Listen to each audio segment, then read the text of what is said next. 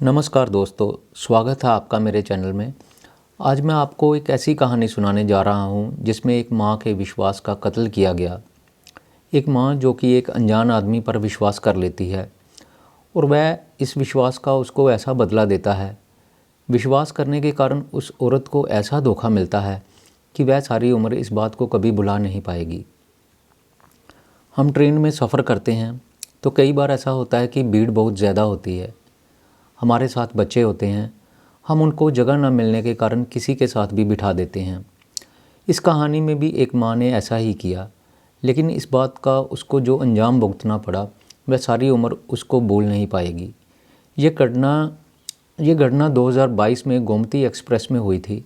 चलती ट्रेन में एक 13 साल की लड़की के साथ रेप हो जाता है।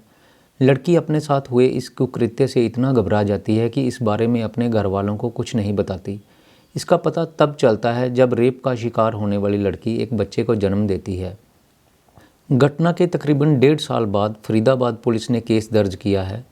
लड़की के घर वालों ने नाबालिग के बच्चे को रखने से मना कर दिया और उस बच्चे को फ़िलहाल पंचकूला के बाल संरक्षण गृह में भेज दिया जाता है। ये सारा मामला 2022 का है। लड़की अपनी मां के साथ अमेठी से फरीदाबाद जा रही थी। ट्रेन में भीड़ बहुत ज़्यादा भीड़ थी, कहीं भी कोई सीट खाली नहीं थी। तभी सबसे ऊपर वाली बर्थ में लेटा हुआ एक लड़का बोलता है कि आंटी जी, आप बच्ची को इधर मेरे पास भेज दीजिए, मेरे पास काफ़ी जगह है, यहाँ पर बैठ जाएगी, मैं एक साइड पर लेट जाऊँगा। तो उसकी माँ उस लड़की को सबसे ऊपर वाली बर्थ पर बैठा देती है। घटना रात की है। लड़की की माँ जो है वो नीचे बैठी होती है और उसको नींद आने लगती है, वह सो जाती है। ट्रेन लखनऊ से थोड़ा आगे निकलती है। लखनऊ से थोड़ा सा आगे जाने के बाद वह लड़का उस लड़की के साथ रेप कर देता है और उसको बोलता है कि अगर तुमने किसी को भी इस बारे में बताया तो मैं तुम्हें जान से मार दूंगा। लड़की सहम जाती है और वह अपनी माँ को अपने साथ हुए इस कुकृत्य के बारे में कुछ नहीं बताती। उसके बाद जो ट्रेन है वह अपने गंतव्य पर पहुँच जाती है। माँ बच्ची को लेकर अपने घर चली जाती है और सब कुछ सामान्य ढंग से चलने लगता है। अचानक एक दिन लड़की के पेट में बहुत तेज़ दर्द होता है। लड़की ने अपने घर में अपने साथ हुए इस घिनौने कार्य के बारे में किसी को नहीं बताया था, इसलिए किसी को भी इस बात में कोई भी असामान्य बात नहीं लगती कि उसके पेट में दर्द क्यों हो रहा है। वह उसको पेट दर्द के लिए कोई छोटी मोटी दवाइयाँ दे देते हैं तो हाल फिलहाल उस लड़की को फ़र्क पड़ जाता है। ऐसा कई बार होता है।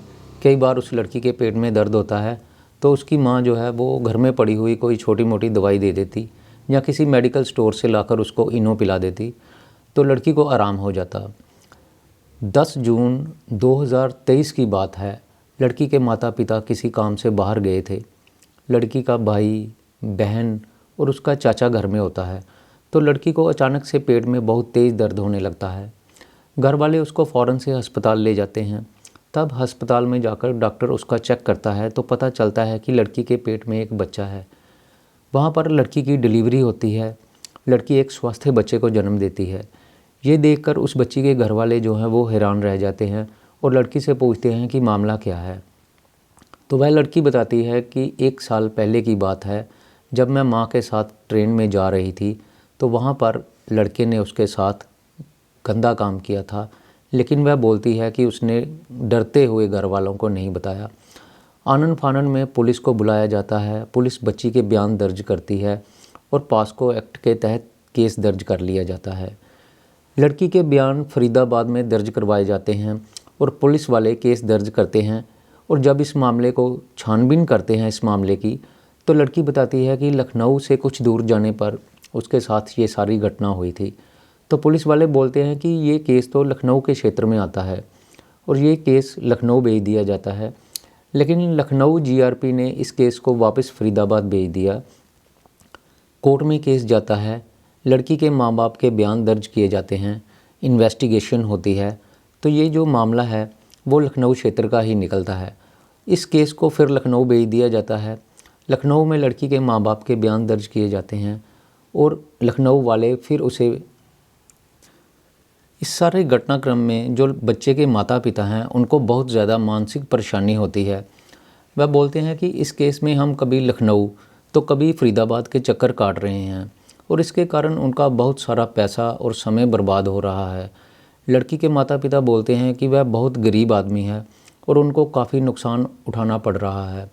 बड़े बड़े पुलिस वाले, बड़े बड़े जो पुलिस अधिकारी हैं वह उनको अपने पास बुलाते हैं, बार बार बुलाते हैं और उनके बयान लेते हैं, जिससे उनको काफ़ी परेशानी हो रही है।